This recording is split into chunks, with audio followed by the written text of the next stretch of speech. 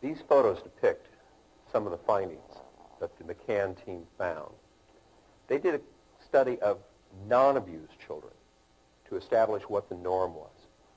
What they found was 41% of the children had erythema or redness.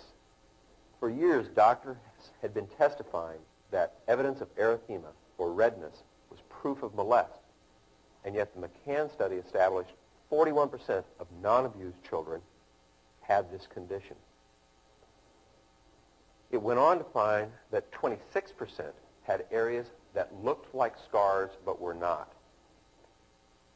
These scars appear like a thin white line in the skin, and when they saw them, what they found out was that they were created by a genetic abnormality under the skin and were not actually scars. But for years, people had been looking at them and thinking they were scars and testifying that they had found evidence of molest. Remember, 26% in non-abused children. 44.8% total had projections or tags on the hymenal edge. That means instead of the edge of the hymen being smooth all the way around in a crescent shape, there would be a little indentation or a bump sticking out from the edge.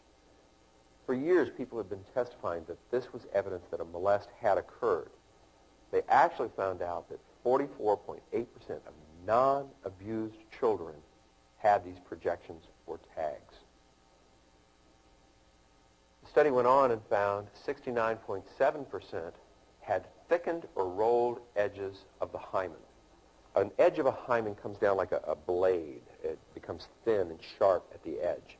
Some of them, however, were rounded, and they had felt for years that this rounding was caused by abuse because of penetration.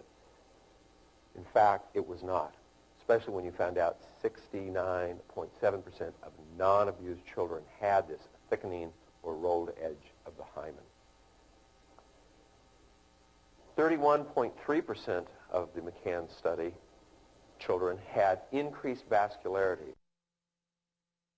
It means you could see vessels, blood vessels, near the surface. For years, doctors have been testifying that this was evidence of sexual penetration. In fact, it turns out it is not. Again, 33.1% of non-abused children have this. Another phenomenon was for years people have been testifying that if a vagina ever exceeded 5 millimeters in diameter, that was a sign of penetration or sexual molestation. In this study, they found vaginal openings varying up to 8 millimeters. They even found a few above that, but they discarded those as scientifically insignificant in numbers.